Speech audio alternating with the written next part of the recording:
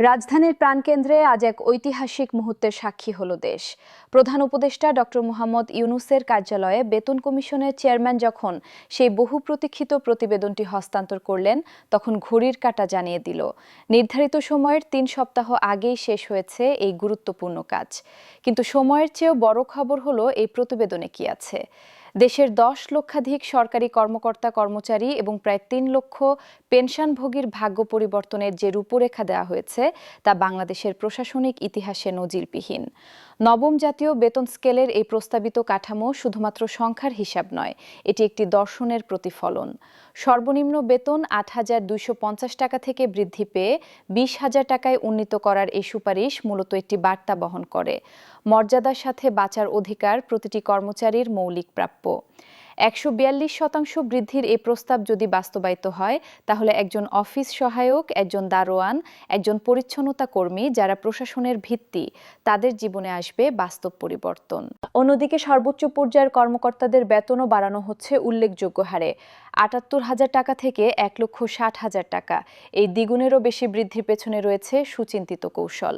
বেসরকারি খাতের সাথে প্রতিযোগিতায় টিকে থাকা, মেধাবীদের সরকারি চাকরিতে আকৃষ্ট করা এবং অভিজ্ঞ কর্মকর্তাদের ধরে রাখা, এই সবকিছুই বিবেচনায় নেওয়া হয়েছে।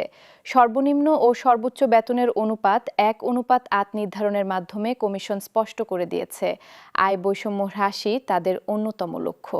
তবে বেতন কাঠামোর এই আমূল পরিবর্তনের গল্প বুঝতে হলে আমাদের ফিরে যেতে হবে গত জুলাই মাসে। অন্তর্বর্তী সরকার দায়িত্ব নেওয়ার পর প্রথম দিকেই যে চ্যালেঞ্জগুলো সামনে এসেছিল, তার মধ্যে অন্যতম ছিল ভেঙে পড়া অর্থনীতিকে পুনরুজ্জীবিত করা। উচ্চ মূল্যস্ফীতি, ক্রয় ক্ষমতার হ্রাস, আর্থিক খাতের অস্থিরতা, এসব সমস্যার মধ্যেই সরকার সিদ্ধান্ত নিল সংস্কার শুরু করতে হবে গোড়া থেকে। আর সেই লক্ষ্যেই গঠিত হলো নতুন বেতন কমিশন। কমিশনের সামনে ছিল এক জটিল সমীকরণ। একদিকে সরকারি কর্মচারীদের ন্যায্য দাবি, বর্ধিত জীবনযাত্রার ব্যয়, মূল্যস্ফীতির চাপ। অন্যদিকে রাষ্ট্রীয় কোষাগারের সীমিত সামর্থ্য, রাজস্ব আদায়ের চ্যালেঞ্জ, আর্থিক শৃঙ্খলা বজায় রাখার প্রয়োজনীয়তা। ৬ মাসের নিবিড় কাজে কমিশন সেই ভারসাম্য খুঁজে বের করার চেষ্টা করেছে। তারা শুধু দেশীয় পরিস্থিতি নয়, দক্ষিণ এশিয়ার অন্যান্য দেশের বেতন কাঠামো, আন্তর্জাতিক শ্রম সংস্থার নির্দেশনা, এমনকি বৈশ্বিক অর্থনৈতিক প্রবণতাও বিবেচনায় নিয়েছে। প্রতিবেদনের সবচেয়ে আলোচিত অংশ সম্ভবত পেনশন সংস্কার প্রস্তাব। যারা মাসিক ২০,০০০ টাকার নিচে পেনশন পান, তাদের পেনশন দ্বিগুণ করার এই সুপারিশ কেবল অর্থনৈতিক সিদ্ধান্ত নয়, এটি মানবিক দায়বদ্ধতার প্রকাশ। একজন অবসরপ্রাপ্ত চতুর্থ শ্রেণীর কর্মচারী, যিনি হয়তো ১৫,০০০ টাকা পেনশন পান, তার বয়স এখন ৭০-এর কাছাকাছি।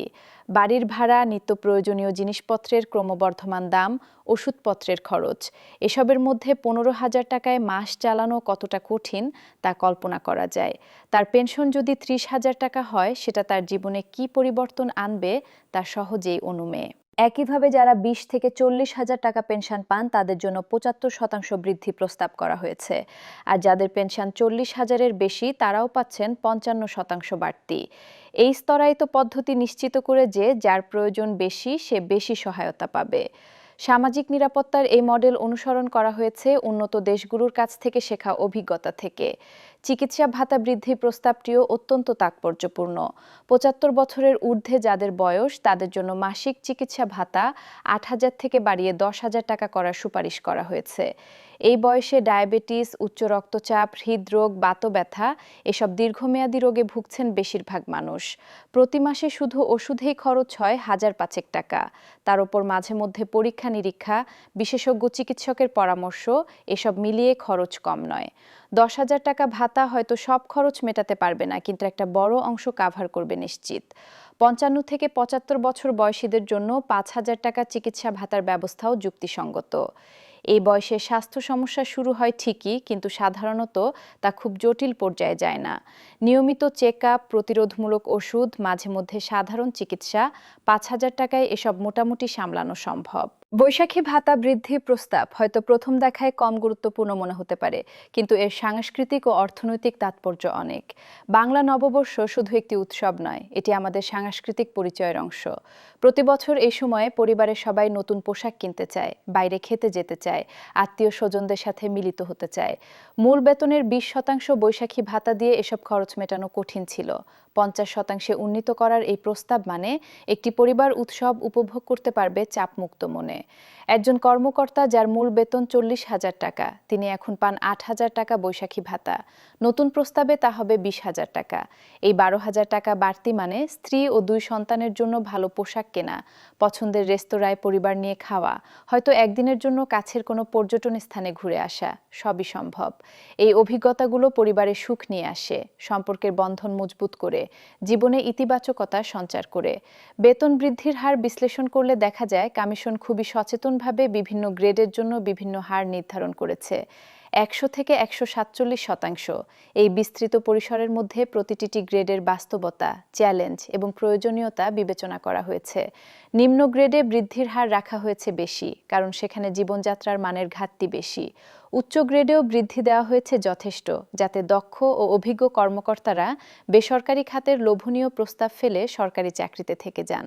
এই পে স্কেলের প্রভাব পড়বে শুধু কর্মচারীদের ব্যক্তিগত জীবনে নয়, পুরো প্রশাসনিক কাঠামোতে। যখন একজন কর্মকর্তা আর্থিকভাবে স্বাচ্ছন্দ্য বোধ করেন, তখন তার কাজে মনোযোগ বাড়ে, দুর্নীতির প্রলোভনও কমে। গবেষণায় দেখা গেছে ন্যায্য বেতন দুর্নীতির হ্রাসের অন্যতম শর্ত। একজন অফিসার যদি জানেন যে তার বেতন দিয়ে পরিবার চালানো, সন্তানদের পড়ালেখার খরচ মেটানো, বাড়ি ভাড়া দেওয়া সবই সম্ভব, তাহলে ঘুষ নেওয়ার প্রয়োজনীয়তা অনেকাংশে কমে যায়। তবে এই বিশাল বেতন বৃদ্ধির আর্থিক প্রভাব নিয়ে প্রশ্ন উঠবে, এটাই স্বাভাবিক। সরকারের বার্ষিক বাজেটে বেতন ও ভাতা খাতে খরচ বাড়বে কয়েক হাজার কোটি টাকা। এই অর্থ আসবে কোথা থেকে? রাজস্ব আদায় কি বাড়ানো সম্ভব, নাকি অন্য খাতে ব্যয় কমাতে হবে? এসব প্রশ্নের উত্তর খুঁজতে হবে অর্থ মন্ত্রণালয়কে।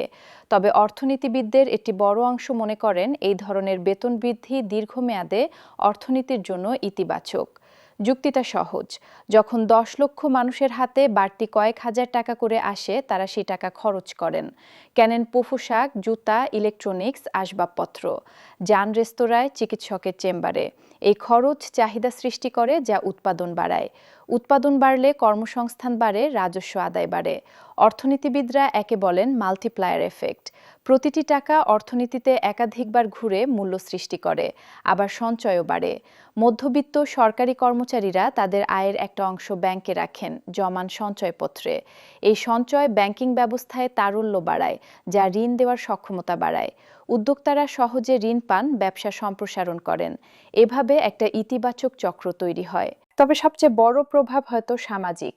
একটি দেশে যখন মধ্যবিত্ত শ্রেণী শক্তিশালী হয়, গণতন্ত্র শক্তিশালী হয়। মধ্যবিত্ত, শিক্ষিত, সচেতন, অধিকার সম্পর্কে সোচ্চার। তারা চান স্বচ্ছতা, জবাবদিহিতা, সুশাসন। একটি সমৃদ্ধ মধ্যবিত্ত শ্রেণী স্থিতিশীলতার ভিত্তি। আর সরকারি কর্মচারীরা এই মধ্যবিত্তের একটা বড় অংশ। তাদের শক্তিশালী করা মানে সমাজকে শক্তিশালী করা। বেতন কমিশনের এই প্রতিবেদন এখন যাবে উপদেষ্টা পরিষদে। সেখানে হবে বিস্তারিত আলোচনা। প্রতিটি সুপারিশ খুঁটিয়ে দেখা হবে, বাস্তবায়নযোগ্যতা যাচাই করা হবে। হয়তো কিছু পরিবর্তন আসবে, হয়তো কিছু সংযোজন হবে। তারপর চূড়ান্ত অনুমোদন এবং তারপর বাস্তবায়ন। পুরো প্রক্রিয়াটি সময় নেবে কয়েক মাস। সম্ভবত আগামী অর্থবছর থেকে নতুন পে স্কেল কার্যকর হবে। এই অপেক্ষার সময়টা সরকারি কর্মচারীদের জন্য হবে আশা ও উৎকণ্ঠার। প্রতিটি খবর, প্রতিটি আপডেট তারা অনুসরণ করবেন গভীর আগ্রহে, কারণ এটা শুধু বেতন বৃদ্ধির খবর নয়, এটা তাদের ভবিষ্যৎ পরিকল্পনার ভিত্তি। যে তরুণ অফিসার বাড়ি কেনার স্বপ্ন দেখছেন, তিনি হিসাব করবেন নতুন বেতনে কত টাকা মাসে কিস্তি দিতে পারবেন। যে কর্মচারী সন্তানকে ভালো স্কুলে ভর্তি করাতে চান, তিনি খোঁজ নেবেন কোন স্কুলে ভর্তি চলছে। যে অবসরপ্রাপ্ত শিক্ষক ভাবছিলেন গ্রামের বাড়িতে ফিরে যাবেন, তিনি হয়তো ভাববেন শহরেই থাকা যায় কিনা। এদিকে অর্থনীতিবিদ, গবেষক, নীতি বিশ্লেষকরা বিশ্লেষণ করবেন এই সিদ্ধান্তের সুদূর প্রসারী প্রভাব। সেমিনারে, টেলিভিশনের টক শোতে, পত্রিকার কলামে চলবে আলোচনা। কেউ বলবেন এটা সাহসী পদক্ষেপ, কেউ প্রশ্ন তুলবেন টেকসইতা নিয়ে, কেউ তুলনা করবেন প্রতিবেশী দেশের সাথে, কেউ উদাহরণ দেবেন উন্নত দেশের। এই বহুমাত্রিক আলোচনা থেকেই বেরিয়ে আসবে সর্বোত্তম সমাধান। বেতন কমিশনের কাজ শেষ হয়েছে, কিন্তু এখন শুরু হবে আসল চ্যালেঞ্জ, বাস্তবায়ন। প্রায় 5 লাখ কর্মচারীর বেতন পুনর্নির্ধারণ, নতুন করে গ্রেড ফিক্সেশন, প্রমোশনের প্রভাব হিসাব, পেনশন পুনর্গণনা, এসব কাজ বিশাল। প্রয়োজন হবে দক্ষ জনবল, আধুনিক সফটওয়্যার, নিখুঁত ডেটা। কোনো ভুল হলে তার প্রভাব পড়বে লাখো মানুষের জীবনে। তাই এই কাজ করতে হবে অত্যন্ত সতর্কতার সাথে। একই সঙ্গে প্রয়োজন হবে ব্যাপক প্রশিক্ষণ। প্রতিটি মন্ত্রণালয়ের, প্রতিটি অধিদপ্তরের হিসাব শাখার কর্মকর্তাদের বুঝতে হবে নতুন নিয়মকানুন। ভুল বোঝাবুঝি এড়াতে হবে, স্বচ্ছতা নিশ্চিত করতে হবে, যাতে প্রতিটি কর্মচারী জানেন তার বেতন কিভাবে হিসাব হচ্ছে, কেন এই পরিমাণ, কোথায় কোন ভাতা যুক্ত হচ্ছে। আরেকটি গুরুত্বপূর্ণ দিক হলো স্থানীয় সরকার প্রতিষ্ঠানের কর্মচারীরা। জাতীয় পে স্কেলের প্রভাব পড়ে তাদের ওপরেও। ইউনিয়ন পরিষদ, পৌরসভা, সিটি কর্পোরেশনের হাজার হাজার কর্মচারী আছেন। তাদের বেতনও সমন্বয় করতে হবে। কিন্তু স্থানীয় সরকারের আর্থিক সক্ষমতা সীমিত। কেন্দ্রীয় সরকারকে ভাবতে হবে কিভাবে তাদের সহায়তা দেওয়া যায়। এছাড়া রয়েছে স্বায়ত্তশাসিত সংস্থা, সংবিধিবদ্ধ প্রতিষ্ঠানের বিষয়, বিশ্ববিদ্যালয়, গবেষণা প্রতিষ্ঠান, নিয়ন্ত্রক সংস্থা। এসব জায়গায় জাতীয় পে স্কেল প্রযোজ্য হয় কিনা, হলে কতটুকু,